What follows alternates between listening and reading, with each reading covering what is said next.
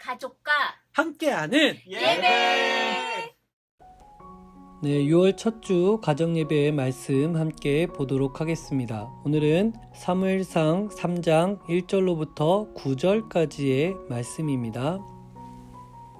함께 말씀 보도록 하겠습니다. 아이 사무엘이 엘리 앞에서 여호와를 섬길 때에는 여호와의 말씀이 희귀하여 이상이 흔히 보이지 않았더라. 엘리의 눈이 점점 어두워가서 잘 보지 못하는 그때에 그가 자기 처소에 누웠고 하나님의 등불은 아직 꺼지지 아니하였으며 사무엘은 하나님의 궤에 있는 여호와의 전 안에 누웠더니 여호와께서 사무엘을 부르시는지라 그가 대답하되 내가 여기 있나이다 하고 엘리에게로 달려가서 이르되 당신이 나를 부르셨기로 내가 여기 있나이다 하니 그가 이르되 나는 부르지 아니하였으니 다시 누우라 하는지라 그가 가서 누웠더니 여호와께서 다시 사무엘을 부르시는지라 사무엘이 일어나 엘리에게로 가서 이르되 당신이 나를 부르셨기로 내가 여기 있나이다 하니 그가 대답하되 내 아들아 내가 부르지 아니하였으니 다시 누우라 하니라. 사무엘이 아직 여호와를 알지 못하고 여호와의 말씀도 아직 그에게 나타나지 아니한 때라.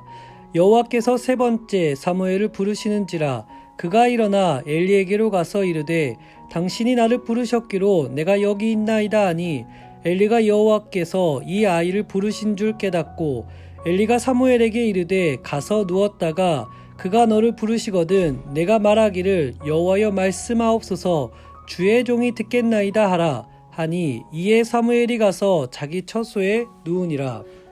우리는 경청이 얼마나 중요한지 잘 알고 있습니다.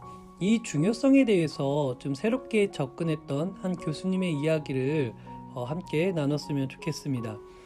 보통 말하는 사람과 듣는 사람이 있다라고 한다면은 힘이 있거나 혹은 권위가 있는 사람이 보통 이야기를 하고 있습니다. 이 점을 우리가 바탕으로 해서 듣는다라고 하는 것, 특히나 경청하는 것은 말하는 사람의 권위를 인정하거나 혹은 듣는 사람이 말하는 사람에게 힘을 실어주는 것이다라고 볼 수 있다라고 이 교수님은 이야기하셨습니다. 우리가 예를 들어서 살펴볼 수 있는 것은 어르신 앞에서 우리가 이야기를 듣고 있는데 그 듣는 사람의 표정이나 혹은 그 몸짓으로 인해서 잘 듣고 있지 않다라는 것을 보여주게 된다면은 그 말하는 사람의 권위를 인정하지 않는 것이다라고 우리가 보통 이해하고 있습니다. 또는 어린 아이에게 있어서 이야기를 들어주는 것은 그 아이가 이야기할 수 있게끔 힘을 실어주는 것이다라고 우리가 볼 수 있습니다. 놀랍게도 이 듣는 것, 특히나 이 경청이라고 하는 것은 사람을 살리는 놀라운 힘을 지니고 있습니다. 마음이 눌려있는 사람의 이야기를 들어주면은 그 사람이 살아나는 것을 보게 되어집니다. 보통 이것을 상담에서 우리는 발견할 수 있습니다. 심지어 자기의 삶 그 자체를 극단적으로 마무리하려고 하는 사람에게 있어서 들어주는 그 어떤 한 사람으로 인해서 자기의 삶을 다시 살겠노라라고 다짐하는 것을 우리가 발견하곤 합니다. 이처럼 우리가 경청이라는 것이 얼마나 중요한지를 염두한 채 오늘 하나님께서 우리를 향한 뜻이 어디에 있는지 함께 살펴보았으면 좋겠습니다. 먼저 오늘 본문의 이야기는 매우 어두운 상황 속에 있다는 것을 보여주고 있습니다. 여호와의 말씀은 희귀하였고 이상은 보이지 않았으며 또 더불어서 영적 지도자였던 엘리 제사장의 눈은 어두워져 가고 있다라고 보여주고 있습니다. 이것은 그 당시의 상황을 어두움으로 저는 표현하고 있다라고 보고 있습니다. 그러면 여기서 우리는 진짜 무엇이 어두움을 만드는지를 살펴볼 수 있습니다. 그것은 바로 서로가 들리지 않는 상황, 소통이 단절된 그 상황을 우리는 어둡다라고 볼 수 있습니다. 이 부분을 우리가 우리의 삶 가운데 적용해 볼 수 있습니다. 만일에 우리가 우리의 가정 가운데 소통이 원활하게 이루어지지 않고 있다라고 한다면은 우리는 어두움 가운데 있다라고 감히 말할 수 있습니다. 외적으로 조명이 아무리 밝아도 집안의 분위기는 어두울 수밖에 없습니다. 제가 한 번은 매우 부유한 집에 방문했던 적이 있었는데 그 화려한 조명과 어떤 데코레이션이 굉장히 여러 가지로 꾸며져 있던 것을 보게 되어져서 이 집 참 밝구나 라고 처음에 생각을 했습니다. 그런데 그 집에 머무는 동안에 그 가족들 사이에서 오가는 대화와 또 몸으로 표현되어진 여러 가지 모습들을 통해서 이게 매우 어둡구나, 그 단절되어져 있구나라는 것을 저는 느끼게 되어졌습니다. 아무리 조명이 화려해도 그 가족들 사이의 소통이 단절된 것은 어두운 분위기를 만들어 내었습니다. 반면에 경제적으로 여유롭지 못했던 한 가정을 방문했던 적이 있습니다. 그 가족들 사이에 오가는 대화와 서로를 향해서 표현되어지는 몸짓을 통해서 매우 따뜻하고 온화하다는 것을 저는 느꼈습니다. 그래서 이들의 대화를 통해서 밝은 분위기가 만들어지는 것을 저는 경험하게 되었습니다. 결국 소통이 온전히 이루어지지 않는 곳은 어두울 수밖에 없다라는 것입니다. 그럼 우리는 어떻게 해야 할까? 먼저 오늘 본문의 이야기는 등불이 꺼지지 않았다라는 것을 보여주고 있습니다. 여호와의 등불은 여전히 존재하고 있다라는 것을 밝혀주고 있습니다. 이 말을 저는 하나님만이 희망이다라고 보고 있는 것입니다. 여기서 좀 주의해야 되는 것은 무엇이냐면은 하나님만 믿으면 모든 게 다 잘 될 것이다 라고 하는 인간의 모든 책임을 배제한 채 하나님만이 모든 것이 해결책이다 라고 이야기하는 그 섣부른 이야기를 저는 하고자 하지 않습니다.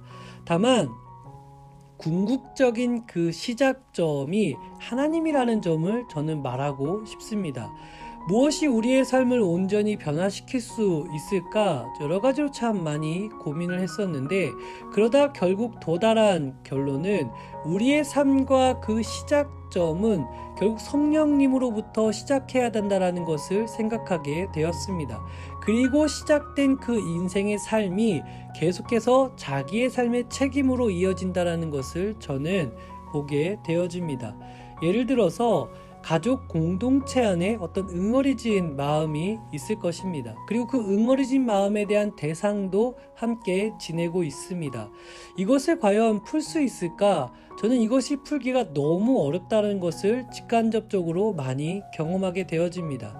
왜냐하면 그 기억조차 나지 않았던 자잘한 사건들이 모이고 모여서 만들어진 응어리진 마음일 수도 있고 또 당사자, 그것을 행했던 사람조차 부지 중에 나왔던 모습이 그것을 경험했던 사람에게 있어서 큰 상처로 남는 것이 있었기 때문에 이것을 하나하나 풀어간다는 것은 너무나도 어렵다는 것을 저는 보게 되어집니다.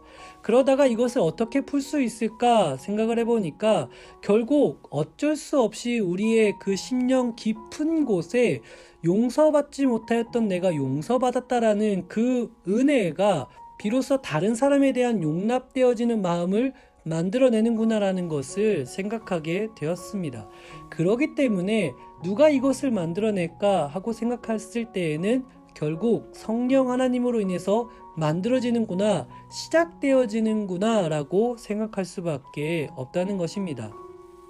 그런데 여기서 주의해야 될 것은 이것이 전부가 아니라는 것입니다. 본문에서는 하나님께서 사무엘을 계속해서 부르십니다. 그 음성이 정확히 무엇인지 알지 못했지만 사무엘은 그 음성을 들었을 때 움직였습니다. 듣고 깨닫는 것이 전부가 아니다라고 본문은 이야기하고 있습니다.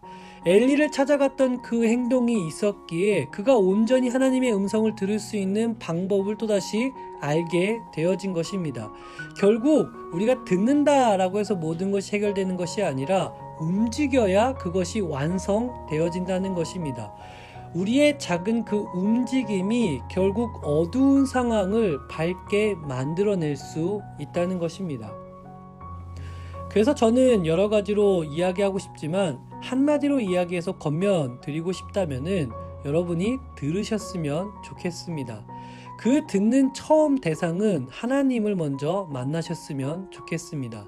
하나님께로 여러분이 돌아가셔야 합니다. 예전에 만났던 하나님 혹은 누군가가 말하였던 그 하나님이 아니라 나의 주이시오 나의 하나님이신 그분을 여러분이 직접 직접 만나셔야 합니다. 이것이야말로 모든 것의 시작점이 될 수 있습니다. 그 다음으로 우리는 사람의 이야기를 들으셔야 합니다. 하나님에게서든지 사람에게서든지 여러분은 끊임없이 들으셔야 할 것입니다. 이것이 결코 쉽지는 않습니다. 결코 쉽게 이루어질 수 있는 부분은 아닙니다. 듣는다라고 하는 것은 나를 낮추고 상대를 높이는 행동입니다. 그러니 당연히 힘들 수밖에 없습니다. 어쩌면 우리가 그동안 내 말을 좀 들어봐라, 내 말 좀 들어 라고 하는 그 강요는 그 강요로 인해서 상대방을 힘들게 만들었는지 모르겠습니다. 그래서 이제 우리는 들으셔야 할 것입니다. 그 들을 수 있는 명분이 분명히 존재하기 때문에 또한 그러합니다. 바로 우리 가정 공동체라고 하는 것은 사랑으로 인해서 만들어졌고 또 사랑하기 위해서 만들어졌기 때문에 그러합니다. 사랑은 결코 무례하지 않기 때문에 우리는 누군가에게 강요하는 것이 아니라 사랑으로 들어줄 수 있는 것입니다. 말씀을 정리하고자 합니다. 우리가 소통이 단절되어지면은 어두움을 경험하게 되어집니다. 이 소통을 무엇으로 원활하게 만들 수 있을까? 저는 두 가지로 살펴보았습니다. 하나는 궁극적으로 하나님을 우리가 만나야 한다는 것이며 또 다른 하나는 하나님과의 만남을 바탕으로 이제 상대방의 이야기를 들어줄 수 있어야 합니다. 한번 들어볼 테니까 네가 한번 얘기해봐라 라는 식은 도리어 화를 폭파시킨다는 것을 기억하시기 바랍니다. 유순한 말은 분노를 쉬게 만들지만 과격한 말은 노를 격동시킨다라고 이야기하고 있습니다. 여러분 집중해서 들어주시고 답을 주려고 하지 마시기 바랍니다. 그저 듣고 따뜻하게 품어주시기 바랍니다. 답을 말하지 않아도 이미 말하는 사람은 답을 알고 있습니다. 혹은 지금 몰라도 하나님께서 깨닫게 하실 것입니다. 그 사람에게 깨우침을 주고 그 사람에게 정답을 주는 것은 듣는 사람의 권한이 아닙니다. 오히려 말하는 사람에게 있어서 우리는 들어주어야 할 것입니다. 이러한 바탕 속에서 우리가 고백하며 함께 마무리했으면 좋겠는데요. 저를 따라 한번 고백해 볼까요? 말씀하세요. 제가 들을게요. 한 번 더 우리 따라 고백해 볼까요? 말씀하세요. 제가 들을게요. 이번에는 옆에 있는 사람과 혹은 다른 가족 구성원과 한번 이야기해 볼까요? 말씀하세요. 제가 듣겠습니다. 이러한 고백 속에 하나님의 온전한 화평이 우리 모든 가정 가운데 이루어질 수 있기를 예수님의 이름으로 축복합니다. 기도하겠습니다. 하나님 감사합니다. 주께서 우리에게 기도를 허락하시고 우리의 음성을 들어주시니 참으로 감사합니다. 이처럼 들으시는 하나님을 따라 우리도 다른 사람의 이야기를 들을 수 있기를 원합니다. 넓은 마음과 용서받은 기쁨이 우리 속에 늘 차고 넘치도록 인도하여 주시옵소서. 모든 역사를 이루실 주의 이름을 찬양하옵고 살아계신 예수 그리스도의 이름으로 기도합니다. 아멘.